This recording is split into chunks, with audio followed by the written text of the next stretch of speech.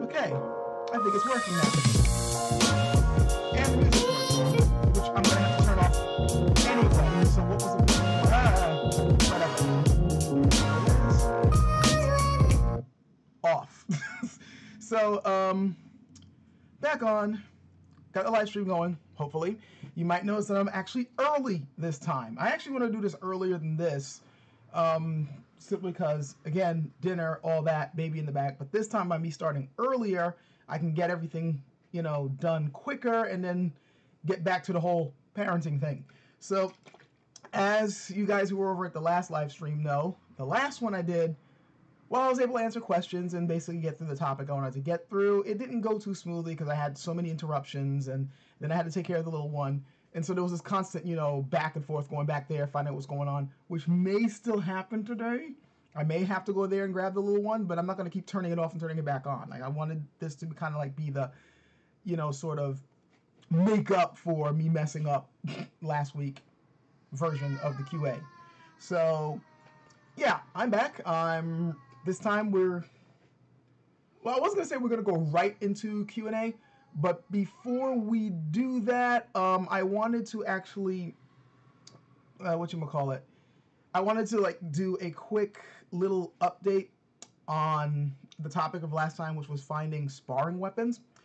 After I did the live stream, I actually was talking with a couple of people about the sparring weapons, and it turns out that one of the things I suggested may not be the best option for you guys. Now, again, this is from information that was given to me. This is not my, you know, hands-on experience opinion, and this is not me necessarily condemning them outright, but from what I've heard, that website Purple Heart, where you can get the synthetics, I was told that the Chinese weapon, you know, synthetic sparring stuff, it's not all that great. Like, they'll do okay in a pinch, but I heard that there were certain inconsistencies with how they handled it, like the way they, you know, they were made and the way they actually handle when you're sparring with them. They, you know, they don't exactly feel like the real thing. I mean, granted, sparring tools don't really feel like the real thing anyway, unless you're making them out of metal and stuff, like, you know, with the Scott Rodell version. But in this particular instance, there was some snafus with its design, and apparently there was some back and forth on, you know, whether they should improve it or not. And I don't want to go into the whole thing because, again, this is, you know, this is not stuff that I can personally prove. This is just stuff that was told to me. So because of that, I'm going to have to give you guys a caveat that the Purple Heart versions of the Chinese weapons for sparring may not be your best bet. You know, you might want to go to Raven Studios for the wooden ones, or, you know, or the Scott Rodell version, you know, or a couple of the others that we had mentioned. There is one site, however, that I completely forgot about, and that would be the website known as Realistic Sparring Weapons. I don't know why I completely forgot about those guys, because from what I remember about them, they started out specifically trying to make weapons for people who do HEMA and Chinese weapon sparring and Japanese stuff. So I'm going to mention them, and I will, you know, for those of you guys who are here right now live, I'll type down in the chat, you know, the actual, you know, website where you can find their stuff, which will be, hold on, while I put this in the chat, boom, right there. So if you go there, you will see some of the sparring weapons that they have.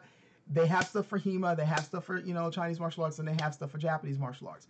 Now, their stuff looks a little weird because, I mean, they tried to make them look like the padding is silver, I guess, to replicate the look of the blade. The, you know, hand guards are kind of yellow brassy and all that, and they look a little oversized. Like, when I first saw them, I'm like, oh, these things look like boffer weapons, and I know some places use those, but they're not exactly the best thing to use. But I saw some reviews, people seem to really like them, and they did their best to try to make it so that when the weapons hit, you know, they clash as realistically as they possibly can. I mean, again, it's synthetic, so you can only go so far. The shape of the blades, however, tends to be more blade-like. It's not like completely round, you know, it's like they try to give it like that sort of oval shape, you know, so you can have more of a blade. You actually have an edge to align when you're swinging. So it's something to look at. The prices seem okay. They seem fairly reasonable. Fairly. I mean, some of them are, I'm looking at one right now that's like $130, which you can actually spend on a real sword, but there you go. That's what's there. So Again, the link's right there in the chat, and I will try to remember to put it in the description later. So, you know, if you're interested in that, that's another tool, there's another option you can use to get into that. So, there's that. So that's about it. There's like only a few people in here now, but I should be happy that there's anybody here because I started early. And while I did tell you guys last week that I was going to do a live stream, I forgot to remind people because there was a hell of a lot going on yesterday, and the day before was work. So yeah, I apologize for not giving you guys a heads up in advance, but I just it is what it is. When more people pour in, then we can really start going on with the questions. But for the people here right now, you can definitely hit me with something because I really got nothing else to say unless you really, really want me to get into that whole Thai tea recipe, which I still need to do a video for. I got like 2 other videos that I'm editing right now that really need to go up, but this has just been a crazy week. Okay, I got hit with any news on my Shinai sparring footage. Still nothing yet, and I'm getting a bit annoyed. I thought that the stuff would be up by now. Let me just make a quick check on the website, but last I checked, there was still nothing. Partially it's not the instructor's fault. They got a busy schedule, like their training, their classes are up all the time. Like every day they got a class going, and the guy who did the footage is a student of theirs. He doesn't work at the school. And I guess he has to pass the footage on to the person who runs the website, who I know is somebody completely different. So let me look in here. There's some demonstrations, and there is still nothing. So I have to call those guys tomorrow anyway. So I'm going to, straight up ask them, like, do you know when the footage is going to go up? And, hopefully that, there'll be something.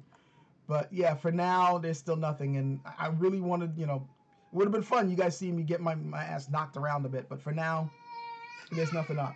So, yep, and the little one's making a noise right now. But at least she's not upset. So,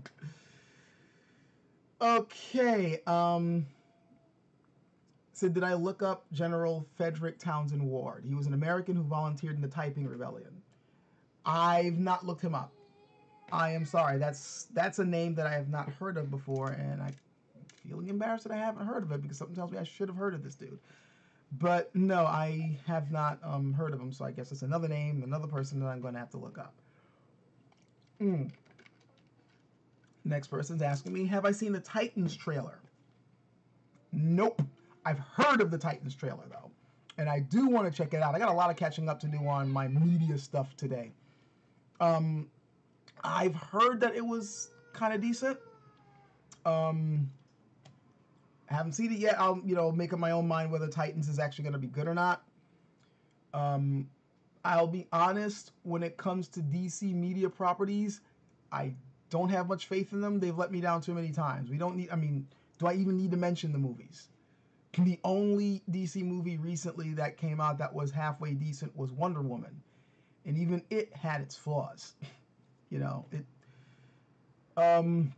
Not to bite off another person's critique of the movie, and it's a good movie, don't get me wrong, Wonder Woman's a good movie, but to bite off another person's critique of the movie, it was pretty much like, I'm trying to think of a Marvel movie that it pretty much copied bit for bit. Like, it's almost like Captain America, but with Wonder Woman in it. But never mind. It's still a decent enough movie. But the other movies were just horrible, and they just got incredibly worse. We got Aquaman coming out, which, it doesn't look like it'll be too terrible, but I'm just gonna reserve my opinion for what let's just put it this way. Unlike certain other movies that when they came out, I'm like, I wasn't really feeling that way for Aquaman, but I wasn't feeling like, oh God, either, like with some of the other DC movies. So we'll see. Becky's telling me about the Frederick Townsend Ward. Says his tomb was desecrated and his exploits were overshadowed by the Civil War. Horrible to hear, but I'm not really surprised. I will be looking him up to find out more, but I'm not even surprised that happened. Since we're talking about nerdy stuff anyway, I might as well talk about some of the other things. Yeah, like I was saying, the trailers I saw, like I said, I saw the Aquaman trailer. It might be promising, but I don't know.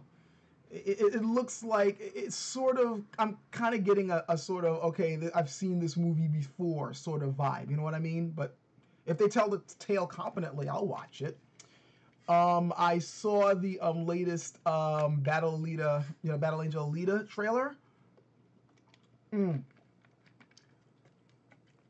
I'm one of the few people that actually remembers Battle Angel Alita from a long time ago because I'm old. Look at this. And she's starting up, so soon I'm gonna have to grab her. She probably lost her toy.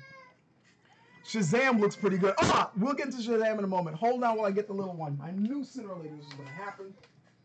What is the beef? Oh, I see. I see what the problem is. Okay, hold on. All right, guys, don't worry. I'm not gonna cut this off.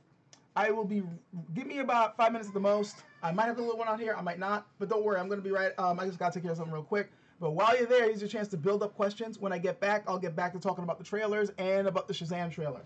Though, let me give you guys a quick heads up on what I think of it. Shazam looks like it might be fun to watch. It's not the movie I thought it was gonna be. Like from what I see in the trailer, I'm like, this one might be entertaining. I don't know if it's gonna be good, but it's at least going to be entertaining. And sometimes that's really all I want from a movie. You know what I mean? So give me about 5 minutes. I'm going to keep the camera rolling. So yeah, it's going to be 5 minutes of dead space. For those of you who are watching this after I did it, just fast forward. But yeah, just build up the questions. I'll be right back.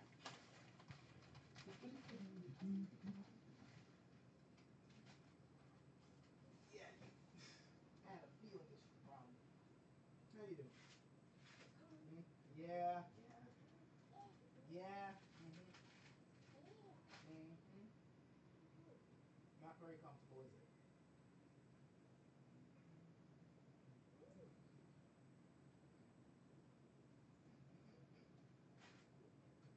You're lucky I got good ears.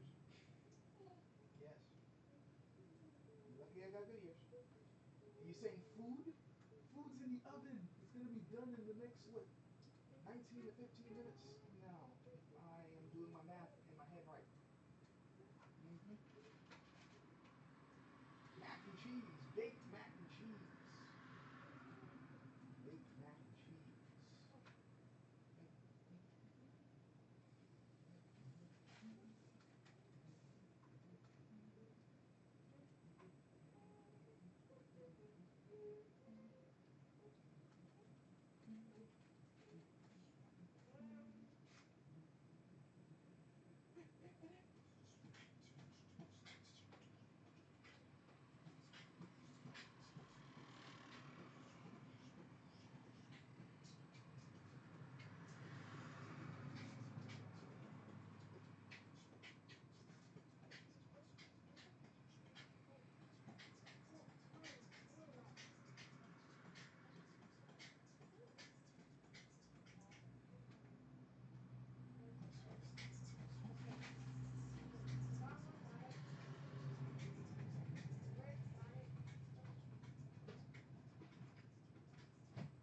What'd you do with my cube? She lost my cube. Execute her.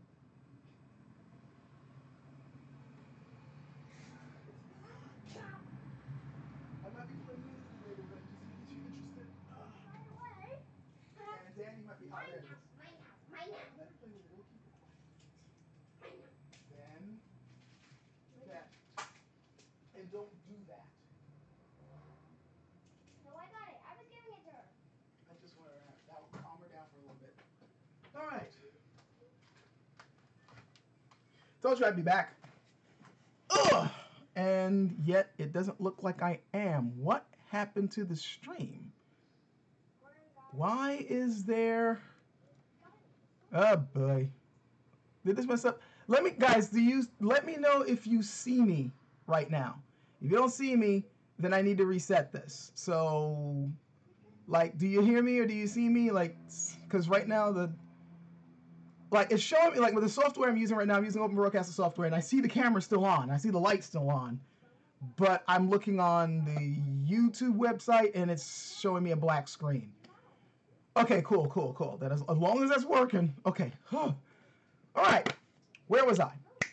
Shazam. Shazam looks like it's going to be funny. Um, I do have some reservations about it because like it's obvious that they're trying to go for a funny approach to it. Well, obviously, it's just like, almost like, okay, somebody else just put it in the chat. Like it looks like a low key Homecoming ripoff. I'm kind of getting that vibe too, but it seems to be goofier. Like I guess they're really trying to run with the whole idea of whatever. Let's think about this. This is a kid turning into a superhero. What would he actually be like? Like forget all the heroic stuff. Forget all the old Captain Marvel stuff that we associate the hero with before they decided to completely change him because DC bought him. They already had a Superman. What?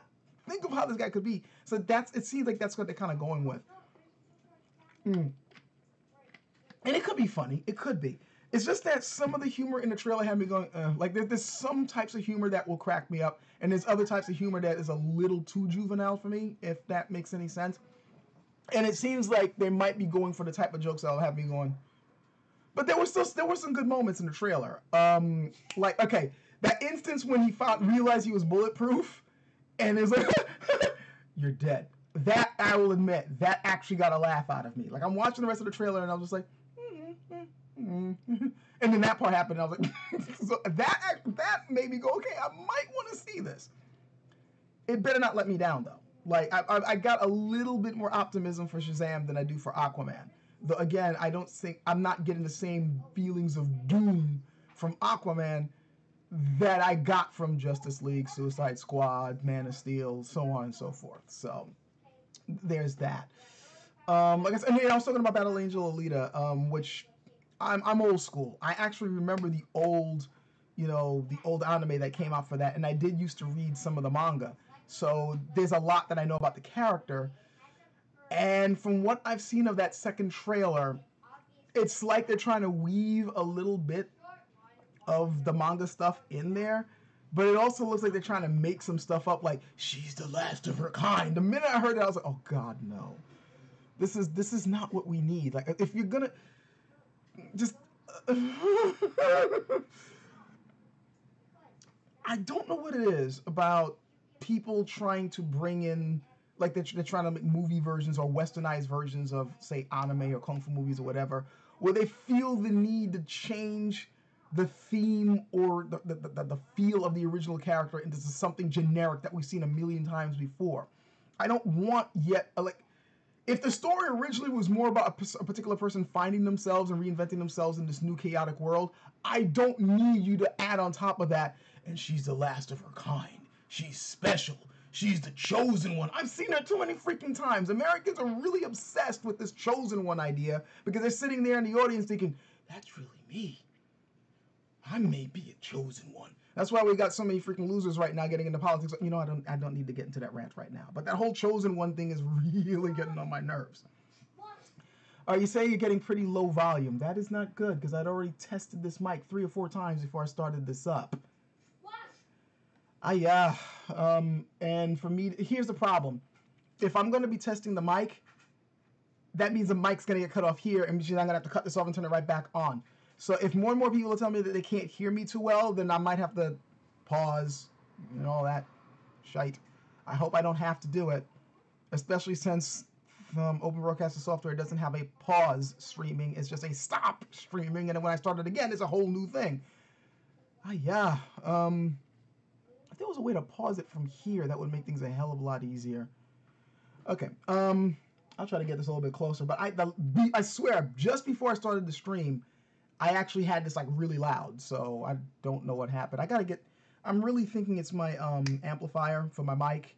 It's been acting funny lately, so I might either need to replace the power cord or I might just need to replace the whole thing. The power cord's been acting fiddly lately, so. All right, so let's get off the movie things for now, unless another trailer pops in my head that I want to talk about. So now we got what are my thoughts on the functional magic systems? Are any of them you think are particularly well thought out? I'm gonna be honest, when it comes to magic systems and different fantasies, I'm not one of those guys that sits there and like, did they come up with a super duper well thought out system, logical system? Because it's magic. You know, I mean, I'm not. I don't like it when they just like This happened. How did it happen? It's magic, as a BS excuse for why some Deus Ex Machina thing happened in the story. Like, I don't like it when it gets that ridiculous, that hand wavy. I do like some system in place, but I don't get, I know some people that go hardcore like, this is a better magic system than that. This makes sense. This could happen. We're talking about magic, people. You know what I mean? It's made up to begin with. That being said, there are some magic systems, and the Dresden Files, for instance. I kind of like the way they handle magic in that. Great series of books, by the way. Another system of magic that I thought was rather interesting. Yep, and the timer went off, so now I need to check on the mac and cheese. It should be fine. Last time, I'll give you a couple minutes. But it said give me a couple of minutes to the mac and cheese. The Sword of Truth series, which, by the way, the series starts out well and then just ends off with. You could tell the author was kind of getting on his podium and high horse about how great objectionism is. Here's a tip: it's not all that great, but anyway.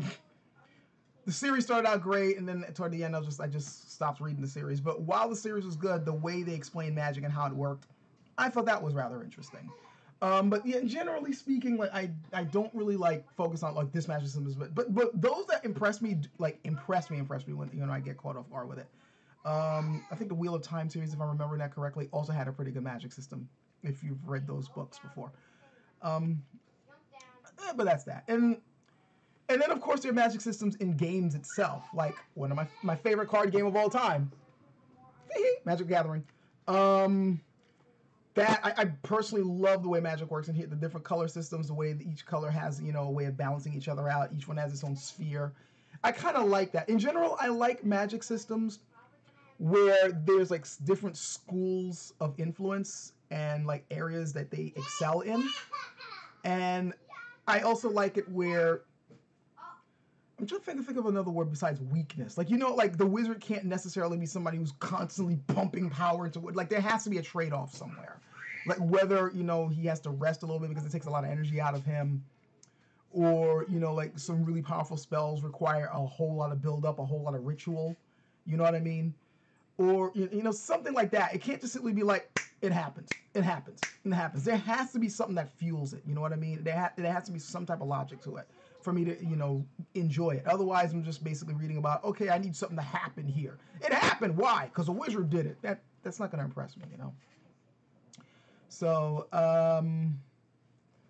there was one other thing that I wanted to,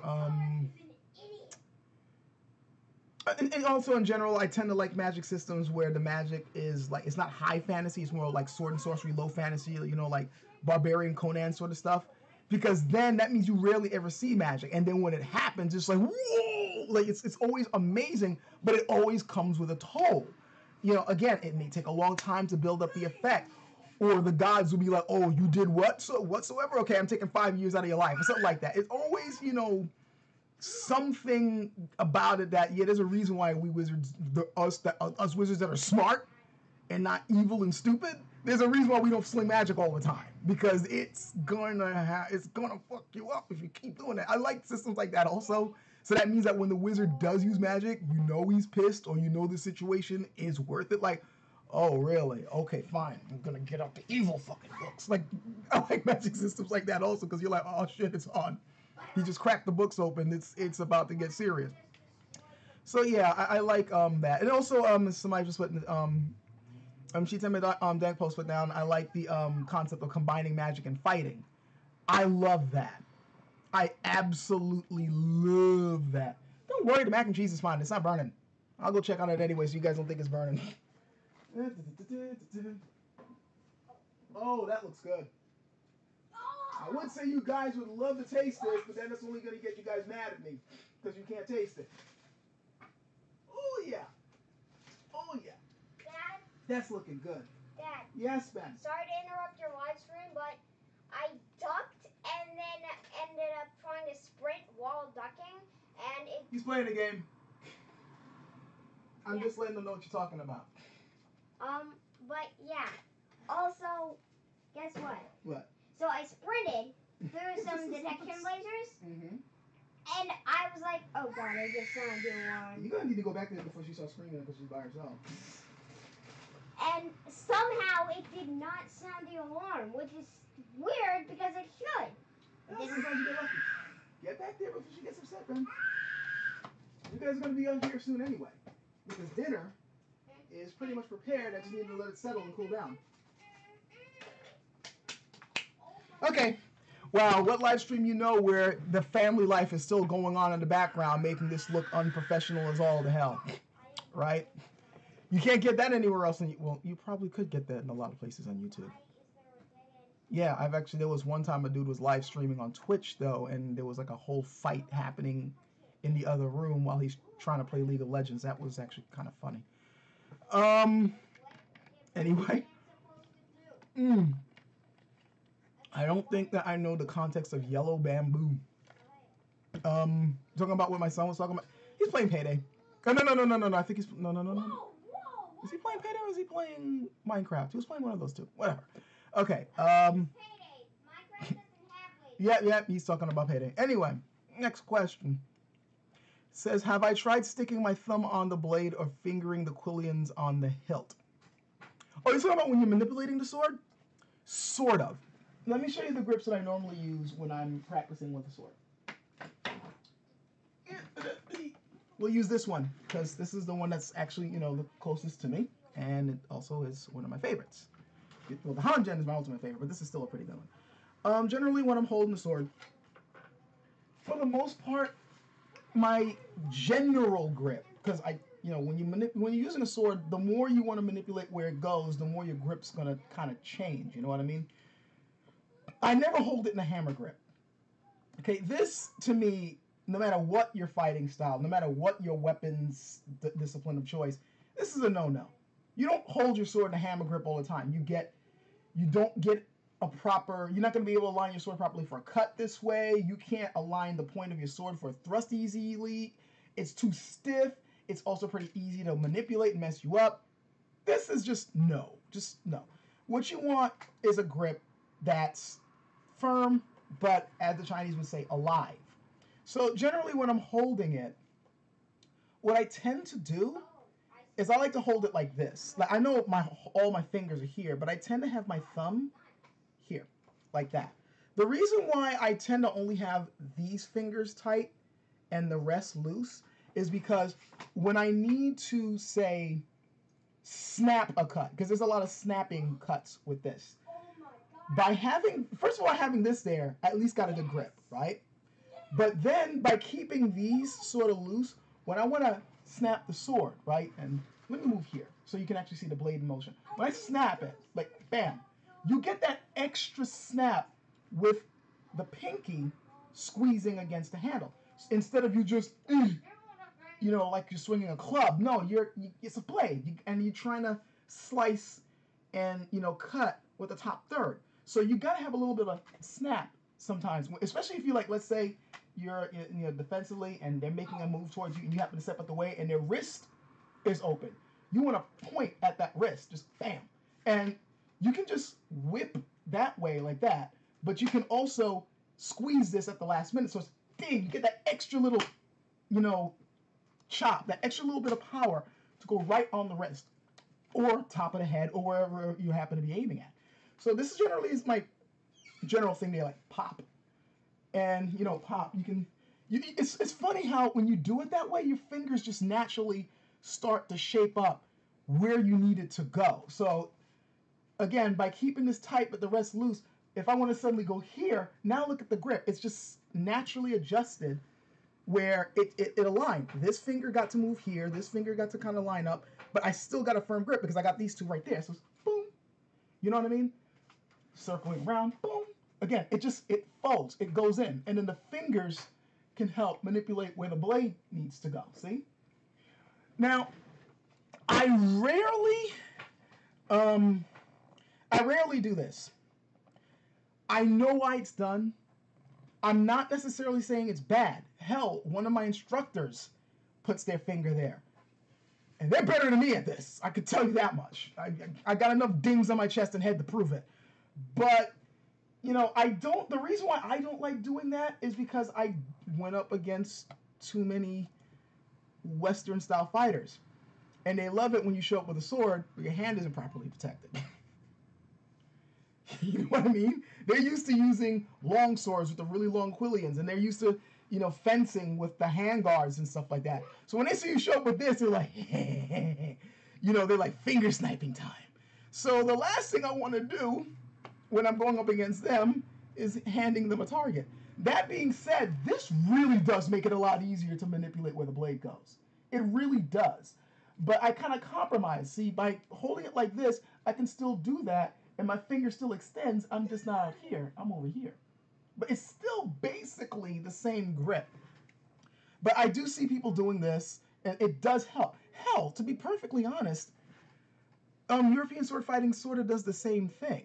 If you've ever handled a rapier, or rapier style weapon, side swords, small swords, things like that, you will notice that they have their handguard, and then there's that little place where you can put your finger, and then there's all that other stuff protecting where the finger goes. It's so that you have better point control. See? So and hell, you can even see certain earlier versions of arming swords and long swords where there's that little ring above the handguard where you can slip your finger if you want that extra point control. And I do notice that certain Chinese swords, you got that collar here. I remember for a while I was wondering, why the hell is that there? Like, you already got this. You don't need this. Now I'm thinking it's partially so you can do that so you're not cutting yourself. And some of these are a little bit longer than the one I have here, so it's a bit easier to put your finger there. I just don't like doing it because I'm too used to assholes. So. And to be fair, I kind of do the same thing to them. They're so used to laughing at the fact that your hand is exposed, but they're not used to somebody suddenly stepping out the way and cutting upward and hitting their forearm, Or, just like dropping your sword and then suddenly, pow, right on the top of their forearm, So they got their favorite targets to hit in the hand, so do I. I just aim a little bit higher. Besides, these are usually where the muscles are. I mean, if you hit the hand, you can hopefully damage the fingers so they can't hold it. But here are the actual muscles that move the fingers. So if you get a good cut here, try it. Like, if you got an object, or just simply do this and feel what muscles. You can even see it on my arm a little bit. You can see what muscles actually manipulate the fingers. So, you can aim a good cut here, right in this nice fleshy part. See how well they can hold their weapon. Well, that's if you're actually using a real sword to cut it, which I don't recommend in the 21st century with, police and things like that. I don't want to see you guys in the news for trying to chop somebody's forearm just so you can see, oh, cool, he can't hold the sword. No. Now I'm in court. The guy with the channel named Sword Sage, he said you should cut that part. No, I don't want that happening, please. Dear gods, no. So, yeah, I'm just saying that it makes sense, right? All right. So I think that Scott Rodell isn't a big fan of putting the finger on or over the guard. Yeah, I just explained why. If you put it here or there, you're making the finger a target. I remember. It's just a thumbnail. Oh, it's a thumbnail. Cool. Yeah. Anyway, but yeah, it's basically for protection reasons. And if you've ever seen videos where they're practicing or sparring, you will see that they do a lot of cuts to the hand and the arm, which is traditional, and it makes a lot of sense. You take away their weapon, they can't fight you.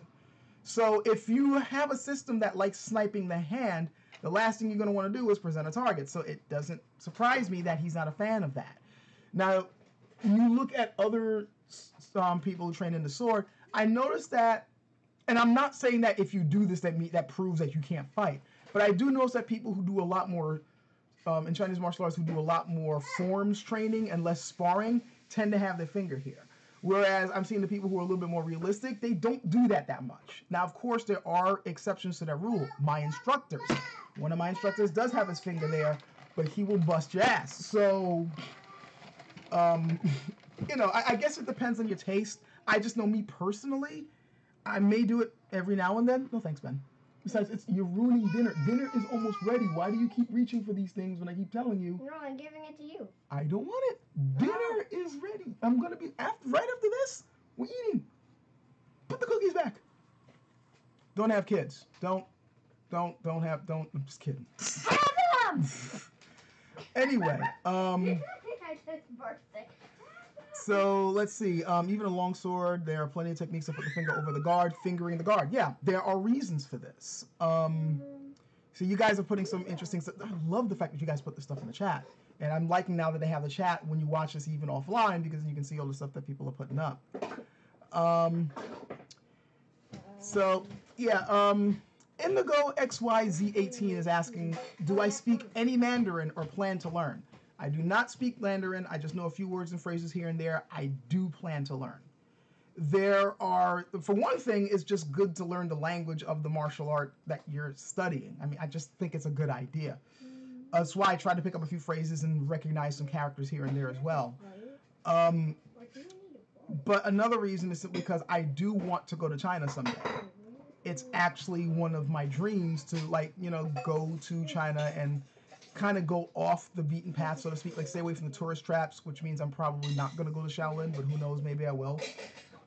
Like go to Wudong, go to, like, you know, Kang County. Can I eat? And soon, when I'm done with this, I'm serving it. Besides, the food needs to settle. I just took it out the oven. It needs to settle for a bit. Can I serve with salt real quick? No, wait. I just told you, wait. My bowl is black. It has a... Don't put that on top of that. Well, it's right next to it, and Okay. it has a spoon in it. Mm-hmm. That's my bowl. Okay, I know. Yeah, well, don't worry. I'm almost done with this anyway. This is not going to be that long. Sorry, again, parenting. But he is hungry, and like I said, I just finished dinner. It just needs to settle, though. By the way, when you take things out the oven, cooking tip, especially meats, after you finish taking them out, don't instantly serve it. Put it on the side. Let it settle. If you instantly start serving it, you may find that the flavor is a little bit off, or certain parts are dry or whatever, or it hasn't properly come together. You gotta let it settle. You gotta let it sit, especially when it comes to meats. Now, this is mac and cheese. I want the cheese to properly settle and spread throughout all the stuff. But like with meats, the reason why you want it to settle is so the juices to really get back in there and really mesh with the meat. You instantly start serving it, juices splashing everywhere. You might end up with a dry piece. It's not as flavorful. So you want to let it sit for at least 5 minutes or so. Just another tip. Anyway, I was getting back to, yeah, I do want to go to China. I do want to go to places like, I want to go to Kang County, I want to go to Chen Village, and I want to go to Wudong. Like those 3 places I really would like to go to. Kang County is, like, if you know about Chinese martial arts, that's a place where Baji Chuan comes from there. Piguo Zhang is people training there. I don't know if it's like that these days, but I do know, like, back in the day, that was a place that there was a certain saying that if you go there to challenge people and the men are in the field, their wives will be very happy to fight you. That was an old saying about the place. So that should give you an idea. Anyway, so I really want to go, but if I'm going to go there, I would like to at least be able to understand people. So I do plan on learning some Chinese. And also, thankfully, my instructors at one point were asking, are you interested in learning Chinese? I'm like, yeah, I wouldn't mind. So they might help me with that. So yeah, I do plan on learning that. Is it a small, semi handshake grip? Is it possible to basket? Oh, you're talking, that's Belyayev Fox is talking about the handshake grip for the basket hilt, which I think is possible. He said, do I follow Serpinza? I subscribed to that channel a long time ago. I haven't watched it in a while, but I remember, like, I subbed to it before. I roasted Shaolin with 1 sentence. Okay, you know, I'm getting the feeling that because of past videos I've made and because I'm talking about how tourist trappy it's gotten, that some people may think that I have a very low opinion of Shaolin Temple. I don't. Not really. Okay. I have respect for what Shaolin has helped bring for martial arts. I agree that Shaolin staff fighting has become legendary for a reason, and not because of people making BS up. That the staff fighting that came from the temple was good. The basic long, and some people would like to call it a middle fist systems that they came up with. I'm not talking about the BS. I'm talking about, like, small red fist, long red fist, 18 low on hands, that type of stuff. The stuff that was really studied there. It has its prestige for a reason. It's just that some of what's been said about Shaolin is a bit overblown. No, they are not the source of Kung Fu in China. Sorry, that's just not true. No, an old Indian monk was not the one who taught those people how to fight. Sorry, no, it's not true. And these days, a lot of the people who you're seeing who call themselves monks really aren't traditionally trained Shaolin monks. There are some, yes, but they rarely leave the temple. Most of the time, like, especially here in the West, when you get, oh, check this out, it's gonna be this new Shaolin show downtown. We gotta check it out. These guys are gonna be doing flips and like spinning on spears and stuff. Those guys are usually just wushu guys. They're not actually, Shaolin monks. Like they're Shaolin in name. They might have like the stamp on there, but they didn't actually train in like they trained in wushu stuff and they trained in the typical street circus stuff that almost every other martial artist guy does when he wants to impress you with stuff that has nothing to do with fighting.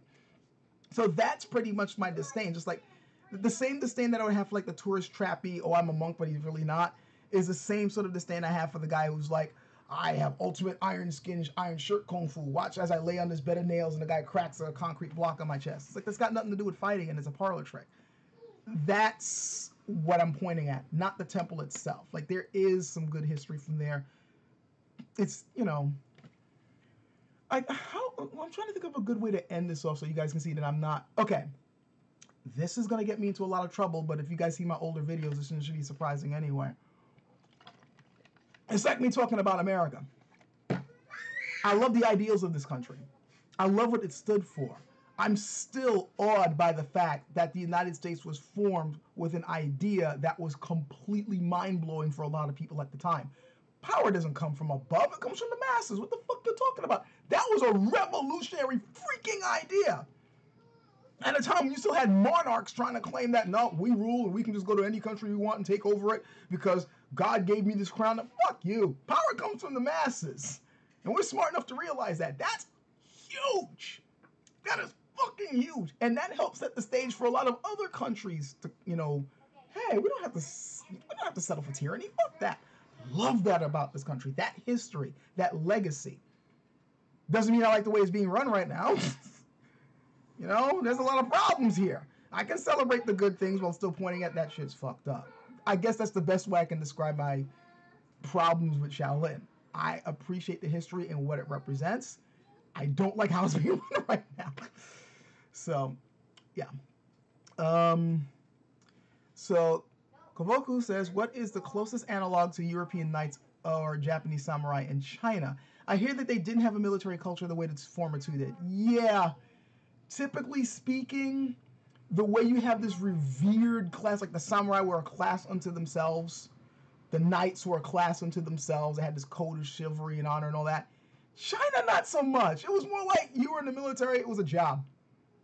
You're in the military. Yes, there were tests to get in. I think that's the other thing. You had tests to get in, like during certain time periods. I think if I'm wrong, correct me. But I think like you started seeing like the exams to start getting into the military around like the Tang Dynasty and so on. It definitely was existing by the time of the Ming and Qing dynasties, where if you wanted to get into the military, there was a written test and then there was like a physical test that you had to take to get in. But that's just it. It was like a job. This is what you did to put food on the table. They looked at it like a practical thing. I mean, yeah, if you were a well-known military family, if you brought honor to your name, if you had certain exploits, then yeah, they'd be looking like, yeah, that's the honorable so-and-so. But you weren't honorable just because you were in the military, just because you were a soldier. Okay, you were a dude that killed, so what? They looked, especially since you also got to look at it this way. This is a culture that, generally speaking, and that's the problem, when you start talking about cultures, you can't just pin one thing to a culture. There's a lot of things that a culture is known for. But one thing you can pin to Chinese culture is it was a bit more of an illiterary sort of thing, more of a like scholars tended to be looked upon more favorably. Artists tend to be looked upon a little bit more favorably. You can even see in the way the language forms words and so on and so forth. So somebody who, say, is a little bit more philosophical, or somebody who's, like Confucius is looked upon as this great man in China. Kung Fu Tzu, if you want to use that pronunciation. Lao Tzu, these people. Even Sun Tzu, the guy who wrote The Art of War. Yeah, he's a well-known warrior, but the reason why they look up to the guy is because his book was written in a way to like talk about the wisdom of how to properly win a war, and it was infused with Taoist principles. So they're like, yeah, this guy is great. Not because he killed a lot of people, but because he had a certain mindset when he put the whole thing together. The average soldier was like, depending on the time period, and depending on where you were from, you might just look at a soldier like he was a thug. You know, so you don't really have like this, oh, the European knight, the Japanese samurai, the Chinese what? The closest thing you have to that is kind of like this sort of like romanticized version of the knight errant. Like, you know, the traveling martial artist who, you know, goes from place to place, fights against injustice, does good deeds, so on and so forth. You see a lot of tales of this. You know, the typical kind of like the loner martial artist who kind of bucks the tradition of like falling in line with the status quo, doing things just because government or because the society says so, like just doing what he feels is right in his heart, and mastering esoteric skills that came from some ancient fairy or monk somewhere. Like you see stories like that. But if you notice, these are like individuals, or these are guys from like some secret sect, or, you know, like from a lineage of like fighters that removed themselves from society. And they're not the same thing as a knight or a samurai, so to speak, but rather something more akin to like a local legend or a very legendary figure who's transcended, you know, regular mundane human society to become something that the people would sort of have to look up to. You know, even the military people that they like to worship, like Guan Yu, he's celebrated not because he's necessarily because he was a great warrior, but because of his loyalty, what he represented. You know what I mean? Things like that, like martial skill. If you're a damn good martial artist, you kill a lot of people in the battlefield, or you destroy a lot of people hand wise, then yeah, your legend gets passed down through martial arts circles. Or sometimes, if you were a very loyal hero, then Chinese governments can like look at him, see he was a loyal hero. You want to be brave like him? Do what the government says. You know, stuff like that. But the culture of this class of warriors, and you know they're above everyone else, or they're separate from everyone else, and they get these certain privileges just because they were this. Not as strong a tradition there, for a variety of different reasons, some which I lightly touched on, but I think you guys get the point. That generally, it's just the culture is different. The warrior side of things wasn't revered the same way that you tend to see it in, you know, European cultures. Because remember, there's more than one European culture. You know, you see it differently from there than in Japan, and so on and so forth. It's a different thing. But that's also why the martial arts developed the way they did, where you have so many different schools because everyone was putting their own personal spin on it. Because, you know, again, if you have one class, that condenses things a little bit more. But when you have a country as large as China, each with their own different ethnic groups and also different cultures, and not only that, but you're not all piling them into one military thing, you know, it kind of dilutes it a little bit, and then you got all these different arts and different fighting skills and different ideas of what it means to be a hero. And it also, you know, and it just occurred to me now, probably another reason is simply because many times the common folk didn't really like the military, because usually when the military rolled into town, it meant bad things for you, even if you were on their side. Yeah, we're coming through here. We need to garrison the town. Give us all your food and supplies. By the way, all the men are able-bodied men and boys. They better start grabbing some weapons and fighting with us. They weren't, you know. So, again, all these different reasons. Have I checked out that Marcus Aurelio Capoeira highlight? The back of my mind wants to say yes, but I am not certain. Not certain.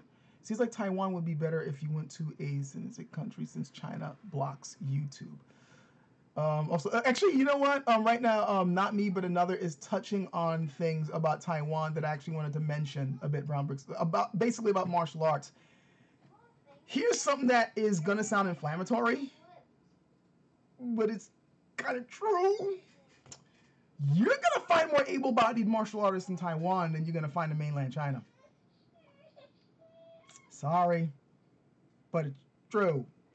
You're going to find more able-bodied martial artists in Taiwan than for, again, a variety of reasons. You can blame it on, you know, the Chinese government, you know, clamping down hard on traditional martial arts for years before finally slowly bringing it back as a cultural thing. But they did it with contemporary wushu, which took the fighting out of it. And you guys know the history. I don't really need to go into that. But Taiwan didn't go through that, and a lot of able-bodied martial artists migrated to Taiwan. It's weird how you will find like Chinese martial artists who like they're ready to throw down in Taiwan, in Europe, in the United States, like in Singapore, like in all these other places. But mainland China, you're not seeing as much of them.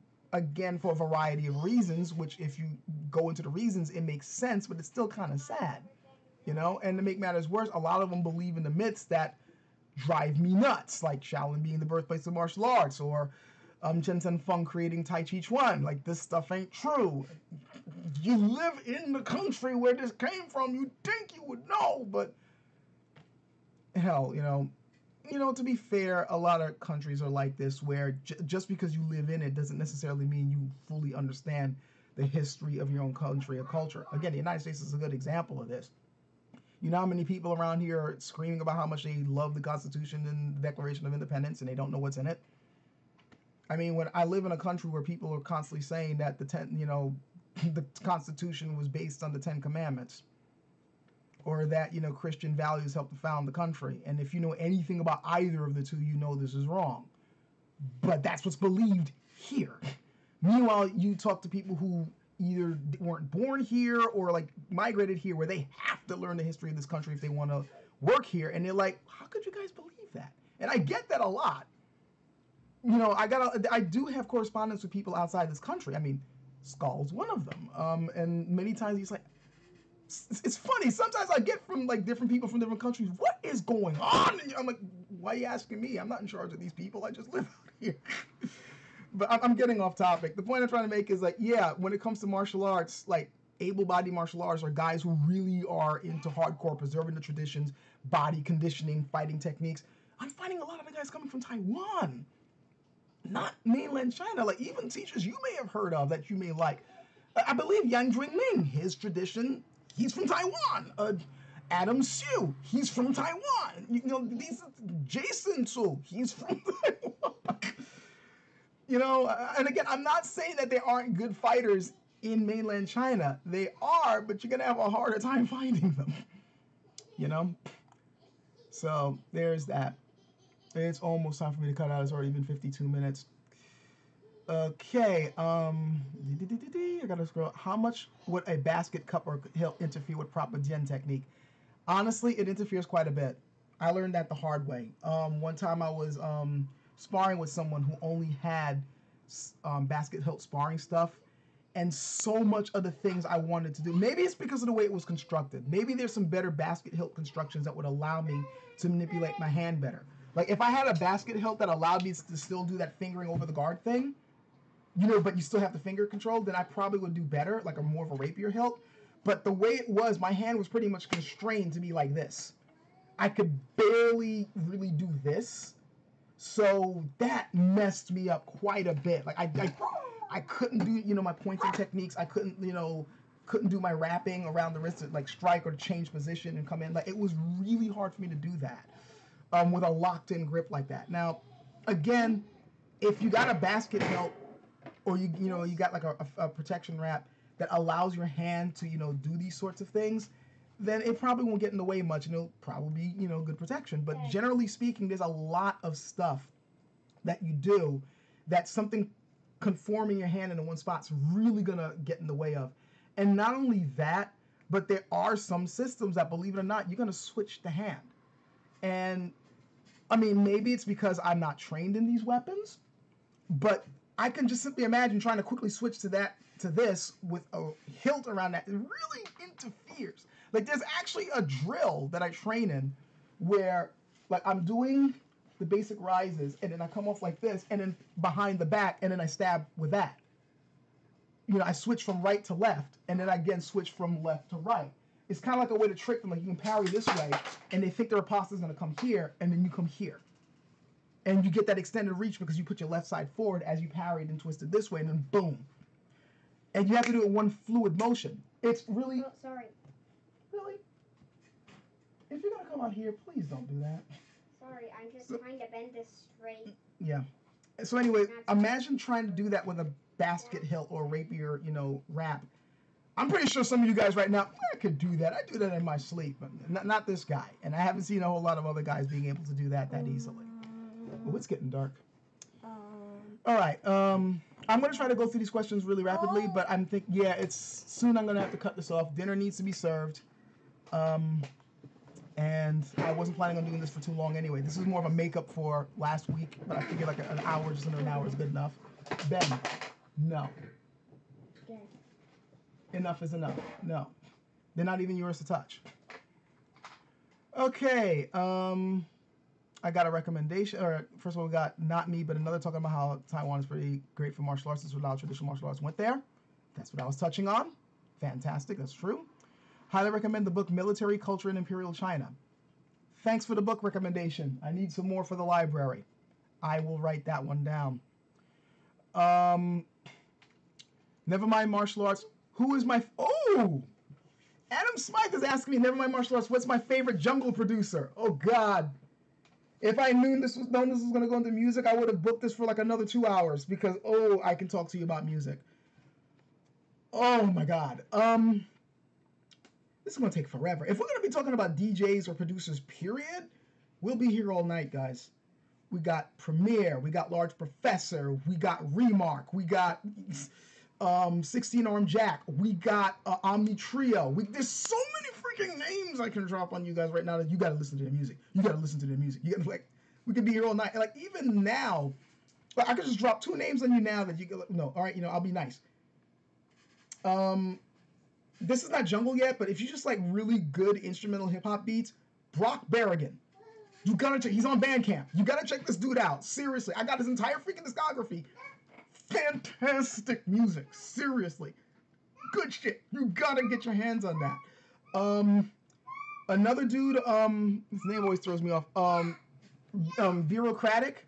I recently grabbed some of his stuff. Good stuff. It's not necessarily hip hop instrumental beats. They're more chill out jazzy beats, but they're still really good. The Deli is another dude that I like. Again, this is more that lo-fi type of stuff. If you want more recent jungle though, that still sounds a bit old school, but it's still keeping up with the times. Rupture LDN. Holy shit. Rupture LDN. If you like jungle, check him out. He's also got some stuff on Bandcamp. The one EP that I definitely recommend, he's got a lot of other stuff, but the Double O Border EP, check that out. Every track on there is perfect, and I don't say that about a lot of albums or EPs. There's always like 1 or 2 tracks that piss me off. This one, every last one, I'm just like, oh, this is good. Oh, that's some good shit. To go real quick, I can make a whole video about this. If we're gonna be talking about like pure jungle DJs and we want to talk about the greats, the names that I happen to think of instantly, like these guys were good, and it's because of what they introduced. First of all, there's Remark. You can't talk about jungle without talking about Remark. Like, they called him the Don of the Amen break for a reason. He was one of the first guys to really chop that shit up. Really get crazy with it. R.I.P. is a classic for a reason. It's like, man, please. I want to switch swords. You need to leave that alone. Anyway, yeah, it's like if you even have the slightest interest in jungle or drum and bass or D&B, you gotta check Remark out. It's almost like if there was a class for jungle, he'd be recommended study. Another person who I don't hear mentioned much, but I really think he should get mentioned, is DJ Crystal. Now, granted, his is more of that old school kind of rave style where the drums don't change too much, but he was one of the first people to really start bringing it to that more darker vibe. And I still think that, what's it called? Warp Drive, I think that's what it was called, is one of the best old school jungle tracks you will hear. It's really freaking good. And then, and I don't know why I suddenly forgot the dude's name. I am embarrassed. Give me a moment. It's probably because it's getting late and I got a lot on my head. But I'm trying to run through this as quick as possible. Let me go through my jungle folder. I actually do have a jungle folder. And go through this real quick. I want to say his name is Johnny Jungle. I'm pretty sure it's Johnny Jungle. In fact, I'm willing to bet money it's Johnny Jungle. Hold on for a second. No, that's Johnny L. Yep, Johnny Jungle. Johnny Jungle is one of my favorite old school jungle guys because not only was he one of the first people to really chop the drums up and really get them syncopated and crazy, but I honestly think he was a little. All right, this is going to sound like blasphemy to some people. Everyone calls Remark the Don of the Amen, and he was. Like, he really got funky and crazy with it, but I think Johnny Jungle was a little bit more insane than he was with chopping shit up. One thing I've noticed that jungle dudes, even to this day, like to do is like they like to have that kind of build up. Like they'll have the bass drop in and they'll have the drum kind of drop in, but they won't hit you with how crazy the drums are gonna get until you really get the beat going. Even Remark kind of does this. Like the bass line will drop, you hear the bass like there's a weird crazy beat coming, and you're like, oh, it's gonna get raw, and then he does the build up and the drums hit in and you're good, right? Johnny Jungle was different. He would hit you in the insanity from the beginning. He'd give you a hint that this ain't gonna be your normal beat. Like the drums will start kicking in or the melody will start kicking in and you're starting to follow it, and then he'll just throw in a little twist of what the fuck was that? Like that. Like it'll be like he'll do something backwards. Like he'll like have a couple of drums come in backwards, or he'll have like it might be like a 4/4 beat sort of, even though it's syncopated, but it'll like boom boom tap and also it'll be like what the, just a little bit letting you know the madness is beginning to creep into the beat. And then when it drops, it's just pure insanity. You're like, holy shit. Like, seriously, if you haven't heard of any of Johnny Jungle's tracks, look them up. They're really good. You got like, for instance, there's Johnny 94, which a lot of people, well, Johnny 94, the Unknown remix, most people have heard of that one, but I think it's just Johnny 94. That one's insane. Flammable. Tango remix. Insane. You gotta hear those. And then there's Omni Trio, who he's just damn good at what he does. If you've heard Jungle, you know who Omni Trio is. He really kind of pioneered the more smoother side of Jungle. Like there's still kind of dark beats, still kind of funky beats, but the melodies tended to be a little bit more smooth, just a little bit more sedate. And it's the stuff that you can kind of really vibe to instead of like freak out to, if you know what I mean. It's not stuff like, ooh, it's more like, ooh, that's pretty good. It's hard for me to put into words what I mean, but if you listen to a lot of music, you know what I'm talking about, that feeling you get from certain tracks. You get more of a smoother feel from him. This seriously could be a whole other video of me just talking about music all day. So I better cut it off. But the one last person I'll mention, because I'm pretty sure some of you guys are going, he hasn't mentioned his name yet. I know Goldie is considered a legend in drum and bass as well in Jungle. And strangely enough, I don't listen to a lot of Goldie. Yes, I have Timeless. Yes, I think that's a pretty good album. But the funny thing is, I don't listen to everything on that album. And it's like I'm listening to this going, yeah, this is good. It's good, don't get me wrong, but I've heard better. Like, really, the only track that I'm like, oh, this is good on Timeless is Saint Angel. I love Saint Angel. And to be honest, the first two tracks on there, that really long one in the beginning, that's all, you know, artsy and melodic and whatnot, he kind of helped to introduce that as well, like proving that Jungle can be considered not just crazy dance music, but it could be a proper listening album as well. Yeah, that's cool. But if I'm going to listen to Jungle, I want some insanity. I want some darkness. I want it sound like it's going to be the end of the world, or I'm about to like walk into, you know, a crazy ass 15-minute hand-to-hand combat. You know, like that's what I want the music to sound like. That's just my personal taste. So yeah, let me cut it off here because again, I just like martial arts, I can talk about music for hours. Anytime, like I listen to Jungle, I listen to drum and bass, I listen to chill out, I listen to lo-fi hip hop, which is, it's funny these days. It's become a huge craze, and people think it all started with whatchamacallit, Nujabes. No, Nujabes did not start this type of music. He helped to pioneer a certain sound of it, but I've been listening to this stuff since before he even showed up. So, yeah, listen to that, jazz, you know, house, some trance, things like that. I tend to like listen to a lot of stuff on the electronic side of things. Not me, but another. Which RPG system do I think has the best martial arts rules? Haven't really encountered one yet that I'm satisfied with. And I mean, granted, I've played with a lot of systems. I like D20, but D20's got some problems. I'm not saying that they suck, but I'm just saying that some of them have problems. Like out of the systems I've played D20, I played the Palladium system of rules, you know, riffs, and I've played GURPS. GURPS has a decent enough system, but I don't know if they really capture like martial arts well enough. Palladium, forget about it. You gotta just house rule that shit. D&D can work, but there's still a few little cumbersome things with it. So I honestly have not really found an RPG system that has truly satisfied me. If you pressed me, I would probably say it's a toss-up between D20, D&D-ish type rules / Pathfinder rules and GURPS. GURPS I happen to think is a rather elegant system, but even it sometimes kind of bothers me a little bit with how the combat works. Okay, was there a lack of cavalry in Chinese warfare? No, there was cavalry. I don't have time to really go into it right now, but there was cavalry in certain time periods of Chinese warfare. I don't know if you can equate them exactly to the way it was done in Europe, but there were, hell, it was like, in fact, it was people on horses that got the Chinese to change some of their weapons, in fact, so.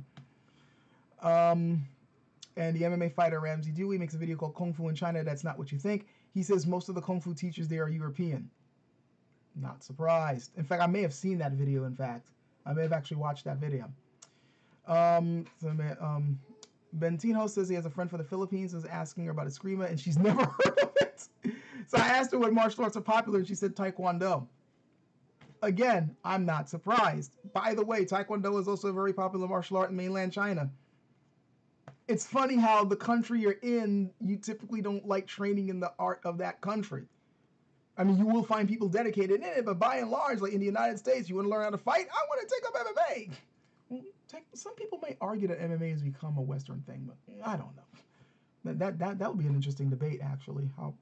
What people think MMA belongs to, as if it belongs to anything. But that would be an interesting discussion. But yeah, like you see people who want to get into boxing, but not necessarily because it's I'm going to train in boxing to fully understand the art of boxing. Say, no, I want to get in the ring and lump people up and get millions of dollars. They want to get in for the sport of it. All right, Adam Smith says, or Smythe, however you want to pronounce it. Korea is weird. The Korean headhunters seem more like Pacific Aboriginal cultures.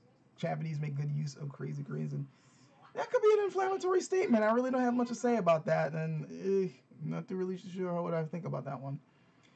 A saber hilt seems like it would restrict your movement less than a basket hilt. Probably, yeah. Yeah, again, the sword that I used, that hilt, it probably was more like a saber hilt, but all I know is that it limited my movement quite a bit. I really wasn't able to move my hand much. There was a friend of mine who was like, he loved the whole Scottish Highland thing, and he had that Scottish backsword, which had that basket hilt, and that one gave me a little bit more room, but it was still cumbersome.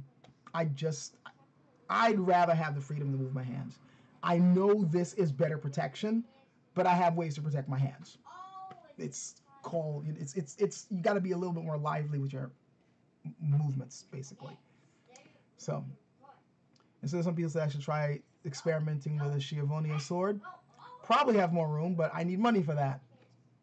There's a lot of swords and a lot of stuff that I want to do, not just for my own interest, but for the channel, but I need money for those things. I want to, for instance, compare things like rapiers and side swords to Jen. I want to do more stuff outside where I spar people and all that. I want to bring more weapons in for review. I want to bring in more books for review. I did some videos and stuff I want to do. There's a lot of ideas I have, but I need money to do these things. Until that starts coming in, or, you're going to have to look at the slow feed. But that's not a bad idea. The Schiavonia swords do interest me, though. So that could be something on my bucket list, basically. Is anyone still into Goldie? I have no clue. There are some old school guys who are still making music, believe it or not. Like they're out there. You gotta hunt for them, but they're out there. Like hell, I think there's a name that's coming to mind right now. Busy Bee, for instance, I remember for a while, at least in the early 2000s, he was still throwing out music. I think he might still be doing it today. I don't know, but I remember I was kind of like, what, Busy Bee still making music? Holy shit, So I left a comment in my video as well, but I've practiced Taekwondo and practiced Capoeira for a while. I wanted to let you know if I had any questions, especially on Capoeira. Anything you can tell me about Capoeira, I would love. I love Capoeira.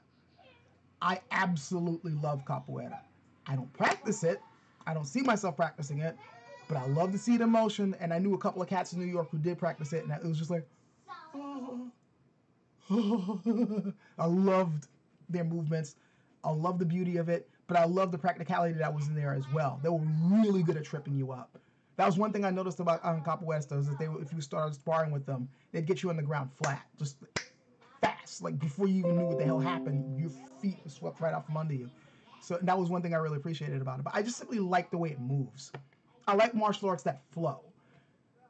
I mean, I gotta amend that. I don't mean that I love it when it's all dance-like because, you know, then the criticisms are coming up and many of them are true. But I like that even in practice, there's a flow to it. Boxing, for instance, has a flow to it. Some people wouldn't think that because it's just, no. Good boxing, there's a flow to it. Like they know how to chain their hits and instantly bob and weave out the way and throw another one. Like when you see a guy really knows what to do with his hands, it's a beautiful thing. And I see the same thing in capoeira, just in a different way. So I just don't know too much the history of it. I just know basic stuff here and there, but the names of masters, how it developed, you know, techniques and why they developed the way they did, things like that, I don't know. So, I mean, I'm always open for people to just teach me stuff. If you got, again, that's sort of why I set up this channel in the first place. Way back in the beginning, my channel started as a discussion channel with other people's channels. Like we just debated back and forth and taught each other things back and forth, like past information. We did it with politics and philosophy, but I definitely don't mind doing it with martial arts as well. And I do need to get back into the philosophical side of things too. So, all right, I have to cut it off here. People need to eat, but this one went a hell of a lot smoother than the last time. You know, not me. I didn't have to keep going back and forth. I didn't need to cut it off.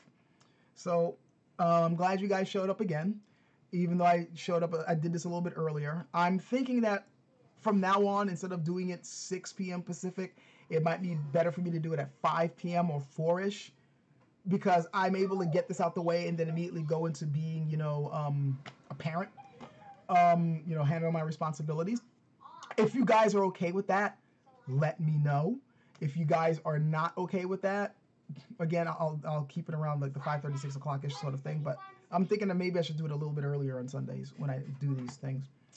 Another thing, I really need to get in touch with you Patreon people, because I know I said this in the past and I haven't gotten around to it, but I really do need to revamp the way the reward system works. I'm not happy with it. I already have an idea for the $15 people. I really am thinking that I might just need to bite the bullet and go with the Discord thing. I'm already on Discord. I just don't have a channel for the channel. All the stuff that I do on Discord is either friend or video game related. There are a couple of people, viewers, who already got my name on there and we chat privately, but that's about it. I'm really thinking that for the people who are around the $15 range, especially those who want to like ask me a question or talk to me about stuff, it might be a good idea for me to try to set up a channel with them, or at the very least give them a name. I'm still seriously thinking about it. If you're wondering why I'm a little iffy on the channel thing, it's because if I'm going to have a Discord channel, I'm going to want moderation. And I don't know anybody who has the time to be a moderator. You know, like I barely have a time being a moderator on other channels that I'm in. You know, so to ask somebody else for that, I think is asking them a lot. And I have to warn you, if I am going to have a channel, I'm old school. So I tend to rule my channels with a bit of an iron fist. Don't get me wrong. I'm not one of those people that's like, you have to agree with me or else. No, I'm not like that. But if you're acting like an asshole, you will get cut and fast. But when I mean by old school, I used to moderate message boards. Like back in the day, like 96, 97, 98, 99, 2000, 2001, 2000, like all the way up until about like say about 2006-ish, 2007-ish, I was a moderator on message boards. And I didn't fuck around. Like anytime somebody was trying to start any drama, gone. Just gone. And the people sometimes, what happened to so-and-so? Throwing all that racist shit, got rid of him. You didn't send me a text. Didn't have to. He was being an ass. People were getting sick of it. He's gone. I was that brutal. So if you're one of those people that love saying free speech a lot and you use the word free speech as a cover for saying I should be able to say whatever I want without consequence, you ain't gonna like it if I set up a channel. I'm just saying. That's one of the reasons why I'm like, I don't know if I should do one. If you guys at the $15 level think that I should do it, and I can find someone to moderate it who understands how I like to keep things, which generally the way I like to keep things, look, you can talk about whatever you want. It's like the way I run my channel. People post up a lot of stuff under my videos all the time. And to be honest, most of you guys are great. Even when you disagree with me, you're great. You just like, you know, I don't think that's true. I think it's such and such and such and such and such.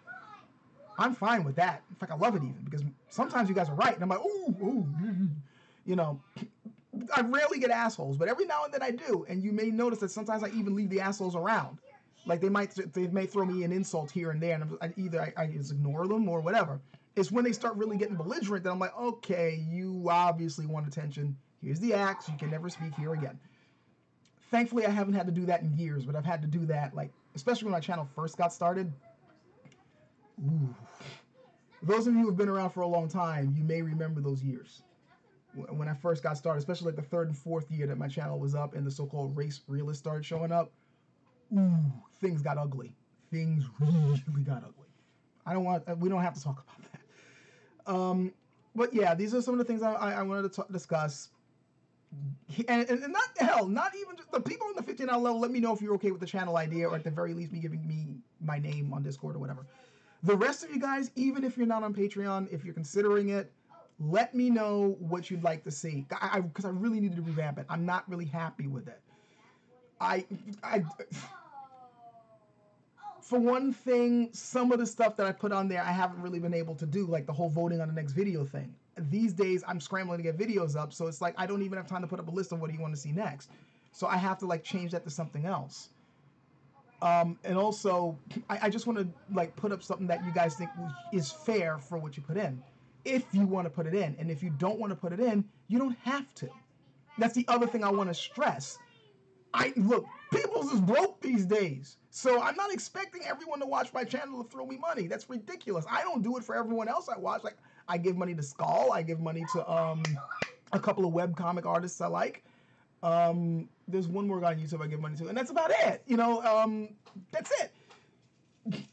There's other people I'd like to, but I'm broke. If I had the money, I'd be giving it to every single last person I, enjoy. But you can only do so much with the limited budgets you got. So if you feel that my content isn't worth it, I perfectly understand. I'm just happy you show up, because when you guys show up, and like post up the stuff on here, I really do enjoy it. Like, you guys leave some really interesting comments. You like, oh, I know this about this art, or, well, I think this government works this way. You guys leave some interesting stuff. So I like that back and forth. That alone is good enough. But for those of you who are interested in putting on Patreon, if you have any ideas of what you'd like to see with it, please let me know, because I want to make it work for you guys, since you were willing to throw me the dosh. So that's that. Thanks for showing up for the live stream. I'm glad I was able to make it enjoyable for you guys. We need to eat. And I will catch you guys later. Enjoy the rest of the day. And for those of you who really care about such a thing, I'm probably going to be jumping on games later. So catch you guys later. Take care.